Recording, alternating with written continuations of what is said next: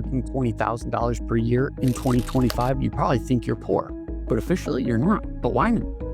Before we get into poverty American, why it should matter to you, I'm Jekyll, and welcome to the channel. If you're liking the channel, I'd be grateful if you hit that subscribe button, like the video, and lastly, comment with your takeaways, or let me know where I missed the mark on this one. All feedback is welcome. With that, and before we get to who this woman is, I want to ask you a question. If you're a single person in America in 2025 making $20,000 per year gross, are you poor? Some might be thinking, Jack, hell yeah, I'm poor at $20K per year. That's barely enough for my coffee. Some might say, oh, Jack, I'm really rich at that. And even if you're thinking, what do I care? Even if I do make less than $20K a year, what difference does it make whether I'm classified as poor or not? At a country level, wouldn't we want to know whether we have a higher or lower percentage of people living in poverty over time? We have implemented anti-poverty programs after all, and according to Google, the federal government spent over $1.1 trillion on welfare programs in 2023, which was 18% of the federal budget and comes out to just over $3,000 per person in the census, babies and all. That's not even including the state and local governments, which would almost double that number. Let's get to the underlying question. What is poor? What is poverty? Okay, so like I said, you make $20K in 2025. That comes out to just less than $1,700 per month. And even if you can score a sweet studio apartment for $800, which is less than half the median rent, by the way, it leaves not all that much money for food, transportation, utilities, and kind of important things like medical care. Before you know it, you're trying to strategically skip meals to make sure you can pay next month's rent and only take showers every third day. But at $20K per year, like I said before, you're not poor. According to who? According to the official poverty measure, or OPM.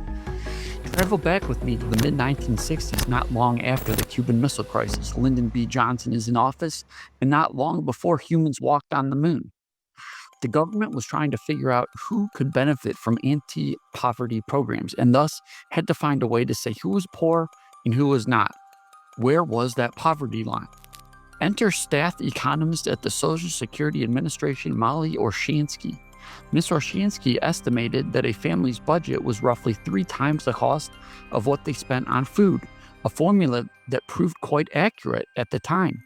By tracking the minimum food budget for any family size, the government has continued to update the OPM. So what's the problem? Unfortunately, goods and services don't move in tandem, and income distributions are not often clean and smooth. We don't always get normal distributions in the real world. Median incomes went up 11 times in the last 6 decades, while milk prices, which I'll use as a conservative food proxy, went up 4 times. Some would say, that's so great, the median earner can now buy so much more milk. What a great life to be had. But hold on, folks, so many things to mention.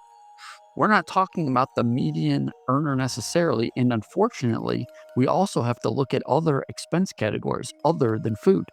Take median rents, for example. Those went up over 15 times in the last 6 decades. And if you have hopes of that college education, you can basically kiss that goodbye. That's up over 25 times in the last 6 decades. Now it's not such a pretty picture, and even for the median type of earner. This dynamic encapsulates the hollowing out of the middle class. You can see how if median income keeps going up at 4%, but living expenses are higher than 4%, eventually, our median earner will live in poverty. According to the federal government, using the OPM, about 40 million Americans are poor. What do we think about that number? That's more than 1 in 10 people. Is that high or low? And do we think one needs a budget of more than 3 times one's food budget to live in 2025?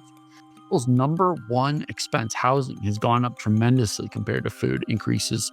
So isn't it suffice it to say that ratio almost certainly has had to have gone up? What do you think your overall budget compared to your food budget is right now? Basically, if that ratio of 3 really should be moved up to 4 or 5 or higher, how many more people would be included? The book White Poverty by Reverend Dr. William J. Barber II with Jonathan Wilson Hartgrove paints a picture of the growing inequality in America and proposed a way to capture the number of poor outside the OPM. The authors point to research that asks a basic question. Who would be able to meet their basic monthly expenses if they had a $400 emergency expense this month, an unexpected trip to the doctor or mechanic, for example?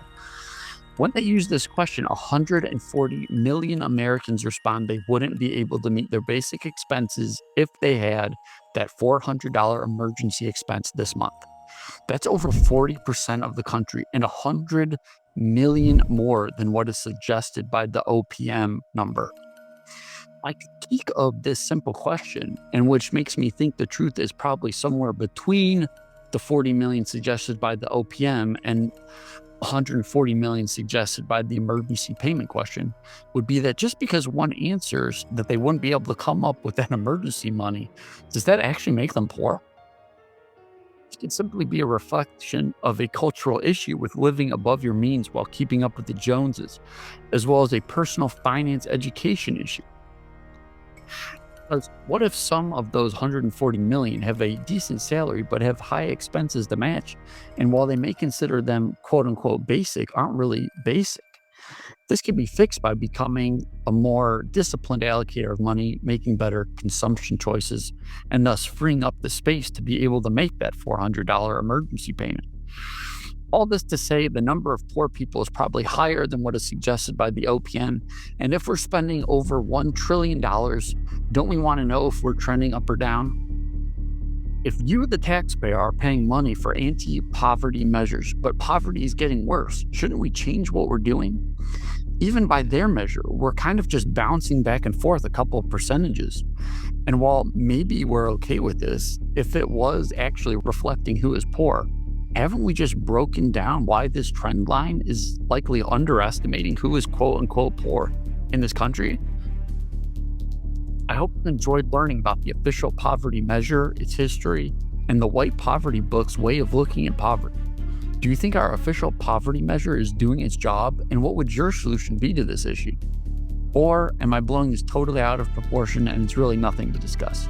Let me know in the comments. And once again, if you received value from this video, I would be forever grateful to you if you did me a solid and subscribe to this channel. See you next time.